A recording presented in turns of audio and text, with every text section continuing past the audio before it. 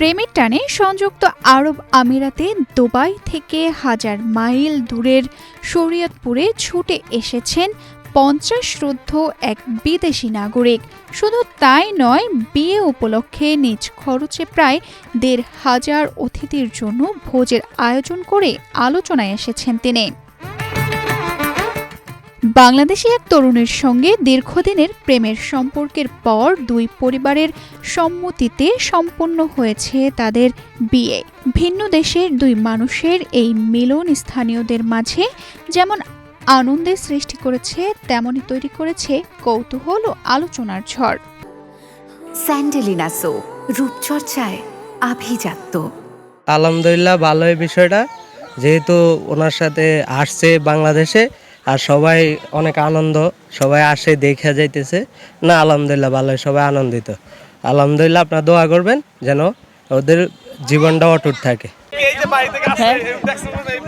না একা দেখবো না, মনে কয় আজকাল বিদেশি বলারা বাংলাদেশি মায়া নাই, বাংলাদেশি বিদেশি বাংলাদেশি বলারা বিদেশে মায়া আনে, কয় না দেখবেন এরকম।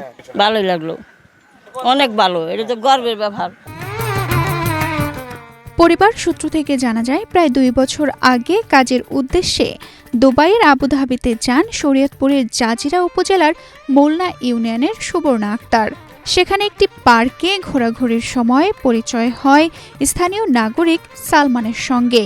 পরিচয় থেকে ধীরে ধীরে গড়ে ওঠে বন্ধুত্ব, আর সেই সম্পর্ক এক পর্যায়ে রূপ নেয় ভালোবাসার। সম্প্রতি সুবর্ণা দেশে ফিরে এলে তাকে জীবনসঙ্গী করার সিদ্ধান্ত নেন সালমান।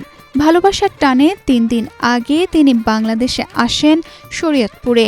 দুই পরিবারের সম্মতিতে আয়োজন করা হয় বিয়ের অনুষ্ঠান। রোববার রাতে গায়ে হলুদ, পর সোমবার তাদের বিয়ের আনুষ্ঠানিকতা সম্পন্ন হয়।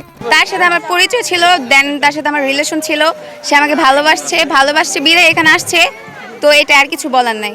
2 বছর যাবত তাদের সাথে আমার সম্পর্ক হয়েছে, আমি ওইখানে ছিলাম, ওইখান থেকে আমার সম্পর্ক হয়েছে। এর জন্য হ্যাঁ, আমি সন্তুষ্ট। আমার নিজের ইচ্ছা আমি বিয়ে করছি, আমি তার ভালোবাসছেন, তার বিয়ে করছি।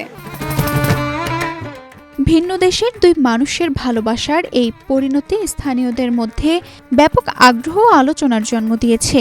অনেকে নবদম্পতির জন্য শুভকামনা জানালেও কেউ কেউ দ্রুত সিদ্ধান্তে নেওয়া এমন বিয়ের ক্ষেত্রে সতর্কতার প্রয়োজনীয়তার কথাও তুলে ধরেছেন।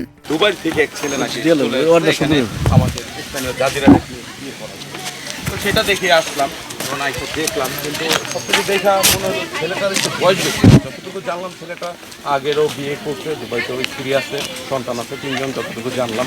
তো এখন বাকিটা আল্লাহ ভরসা, দেখা যায় সংসার দিয়ে কিনা নাকি কোনো প্রতারণার ফাঁদ, সেটাও তো বোঝা যাচ্ছে না।